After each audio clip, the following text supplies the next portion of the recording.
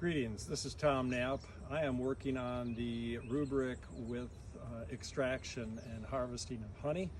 I've been working on my advanced beekeeping certificate, and today is July 9th, and I'm going to show you the key things that I do when I harvest honey. First is apply a layer of smoke to drive some of the bees down. I've already pulled one frame up to make the process easier. To make sure that I'm taking care of the safety of the bees, what I do is, this is a full frame of capped honey. I shake the bees off. Any excess bees, I will gently take them off the frame like that. And then down here, I've got a place to put my frame that's full and to keep bees out. And that's what I just do, is repeat. So I'll show you again as I work through this.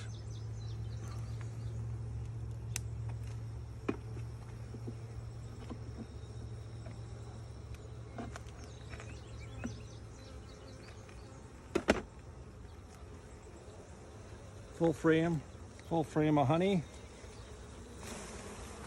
Shake the bees off. Check. One or two left on there. And then store.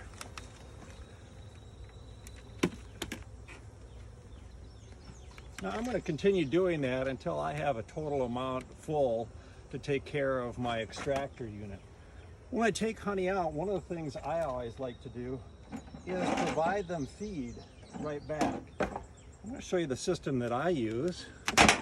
There's lots of different systems out there, but the system I like to use is a top feeder.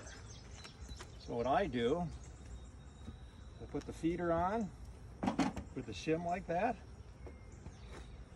Here it is.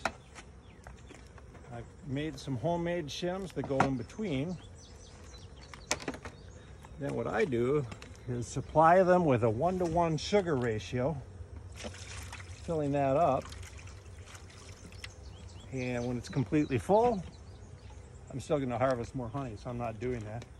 I put the top on and the other top, and then I keep coming back and filling it up twice a week till I know that there's an adequate amount of stored sugar water for them to get through the winter. I'll be back at you in a few minutes showing you how I spin the honey down. Hi, my name is Tom Knapp. I'm working on the Advanced Beekeeping Program with the University of Florida. Today I'm going to be discussing the mechanical extraction method, and I'm going to go through the process that we use here. First off, I'm in a kitchen. That means I have clean equipment, clean surfaces, and washroom nearby should I need that. Everything that you've seen here has been pre-sanitized and ready to go. I've got other frames that are already packaged in my Dedant 12 frame extractor, and it's full except for the one I'm going to show you here next as far as cutting. So if we take a look at the equipment that I'm using here today, I bring in full boxes of honey. There are many different ways of capping or uncapping the comb. These are three. I happen to use a speed hot knife and a capping scratcher.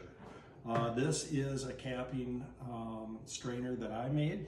Works really well. And one of the things that I'm always cognizant of is making sure that when I am uncapping my honey, that I leave as much intact for the bees as possible, because I'm planning on reusing that, and it's much easier for them to fill. So I'm going to show you my first frame here, and I'll show you exactly how I uncap these.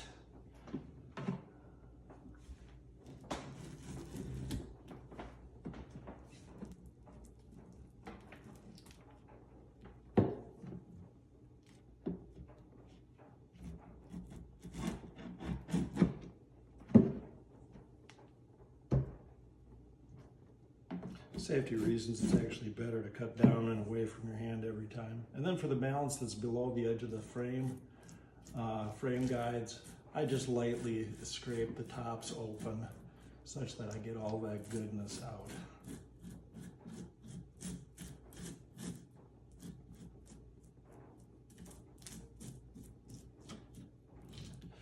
sure the other side's complete.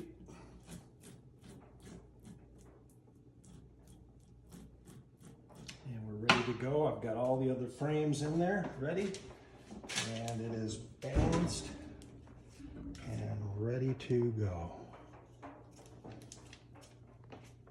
Thank you.